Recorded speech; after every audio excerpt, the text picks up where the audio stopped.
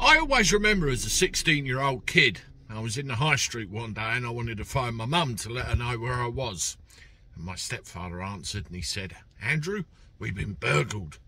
I thought, oh, you're having a laugh, get out. I thought he'd gone into my room again and seen what a shithole it was. But turns out, no, we were burgled. And I remember arriving across the green from my house and seeing the door had been kicked in off its hinges. Horrific. Going in and seeing all of my stuff everywhere and the house had been turned over. Even more horrific, having my fingerprints taken for elimination purposes and showing the police I knew exactly how to do them. Even more horrific. And, you know, it's one of the most intrusive experiences you can go through.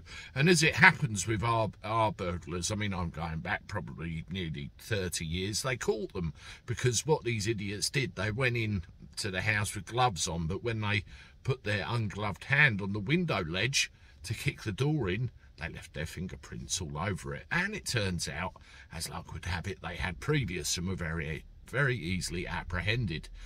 Roll forward a few years, of course, you have the story of the guy that shot the intruder in their home with a shotgun, and we all know the conclusion of that situation. And you have to wonder, you know, what you can do about it to stop people intruding your home and what you're allowed to do.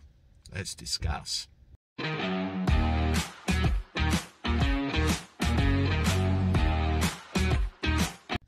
How do everybody? Welcome back to the channel for a Tuesday. Hope you're doing all right.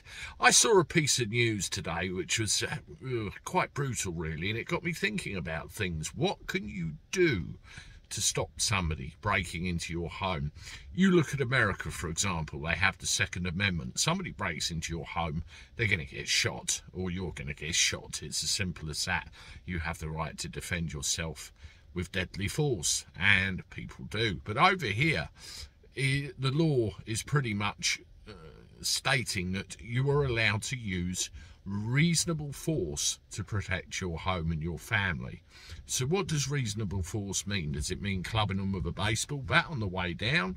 Does it mean shooting them? What does it mean? It means exactly what it says, reasonable force to restrain the burglar, or, you know, to protect your home and your family against the burglar.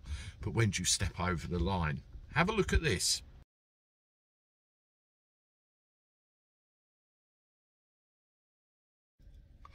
Yes, a gentleman called Carl Townsend was over the road with his half-brother, and he watched 3 intruders breaking into and attempting to burgle his home over one of these Ring doorbell things. They got tooled up with a couple of knives, went across the road, shouted at these 3 intruders to get out, clear off, don't burgle my home.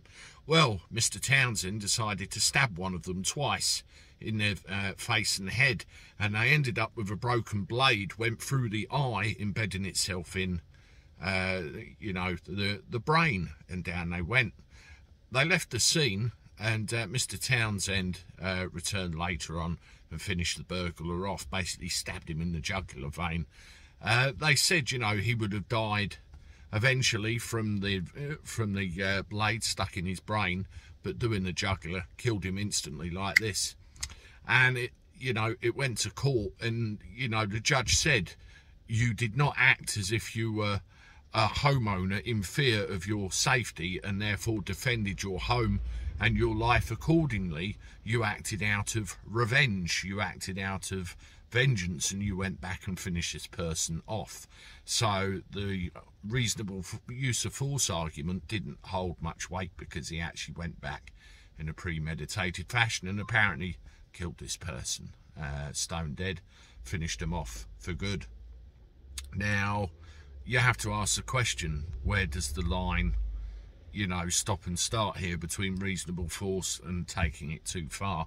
In my opinion, this was taken too far. You know, maybe stabbing them in the head might have been too far in the first place. Maybe that's all he thought he could do to stop them breaking into his home. I don't know, I wasn't there, I'm not him, but what would you do in that circumstance? What do you make of this story? Did he go too far?